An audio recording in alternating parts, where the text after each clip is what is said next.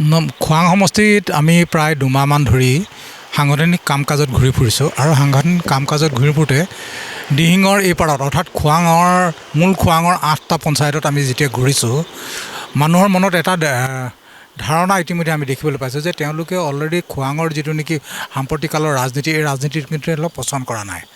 পচন্দ নকৰাৰ অৱস্থাত তেওঁলোকে অলৰেডি নতুনত্ব বিচাৰি তেওঁলোকে হাবাথিৰ খোৱাৰ সময়ত যেতিয়া লুৰিণজ্যোতি গগৈৰ খোৱাং সমষ্টিৰ নিৰ্বাচন খেলাৰ যিটো নেকি পৰিৱেশ সৃষ্টি কৰিলে সেই পৰিৱেশৰ পৰৱৰ্তী দিনবিলাকত আজিৰ তাৰিখত দেখিছোঁ আমি খোৱাঙৰ ৰাইজে লুৰিণজ্যোতি গগৈ অৰ্থাৎ অসম জাতীয় পৰিষদক আঁকোৱালি লোৱাৰ এটা পৰিৱেশ ইতিমধ্যে গঢ়ি উঠিছে।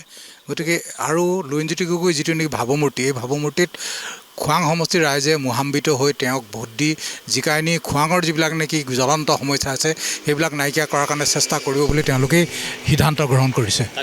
স্বাভাৱিকতে খোৱাং সমষ্টিটোৰ এটা খুব আগৰ পৰা আমি লক্ষ্য কৰিছোঁ খোৱাং এটা জাতীয়তাবাদী চিন্তাধাৰা আৱিষ্কৃত এটা সমষ্টি। এই সমষ্টিটোত খোৱাঙৰ ৰাইজৰ মানসপটত এতিয়াও যিটো নেকি জাতীয়তাবাদী ভাৱধাৰা সেইটো এতিয়াও প্ৰকট হৈ আছে। তেনে এটা মুহূৰ্তত আজি চক্ৰ গগৈ যদিও বা বৰ্তমান শাসন কৰা চৰকাৰখনৰ যিগৰাকী প্ৰতিনিধি তেওঁ যদিও 10 বছৰত ইয়াত শাসন কৰিলে প্ৰকৃততে তেওঁলোকৰ যিটো ধাৰাবাহিকতাটো কিন্তু খোৱাং সমষ্টিত ধৰি ৰাখিব পৰা নাই। এইটো কাৰণে খোৱাং আজিৰ তাৰিখত যদি চোৱা যায় 126টা সমষ্টিৰ ভিতৰত আটাইতকৈ পিছপৰা সমষ্টিটো হৈছে খোৱাং। যদিও কৈ থকা হৈছে ইয়াত ৰাস্তা পদূলি যথেষ্ট হৈছে, কিন্তু ইয়াত তেওঁ যিখিনি কাম কৰিছে স্বাভাৱিকতে খোৱাং সমষ্টিৰ এটা পাচিত এটা জালুক দিয়াৰ নিচিনা অৱস্থা হৈছে।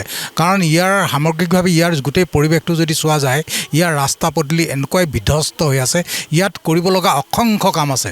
সেই কামখিনিয়ে স্বাভাৱিকতে চক্ৰ গগৈ কৰিব নোৱাৰাৰ কাৰণে খোৱাংবাসীৰ ৰাইজে কিন্তু বিতুষ্ট হৈ আছে আৰু সেইকাৰণে তেওঁলোকে নতুনত্ব বিচাৰি কাম কাজ কৰা আৰম্ভ কৰিছে। স্বাভাৱিকতে তেওঁ ব্যক্তিগত কথাবিলাকত আমি সোমাব নোখোজোঁ, কিন্তু ৰাজনৈতিক এগৰাকী ব্যক্তি হিচাপে তেওঁ খোৱাং সমষ্টিত যিখিনি দিব লাগিছিলে ৰাইজে যিখিনি আশা কৰিছিলে তেওঁ সেইখিনি দিব নোৱাৰাৰ কাৰণে ৰাইজ তেওঁৰ ওপৰত বিতুষ্ট।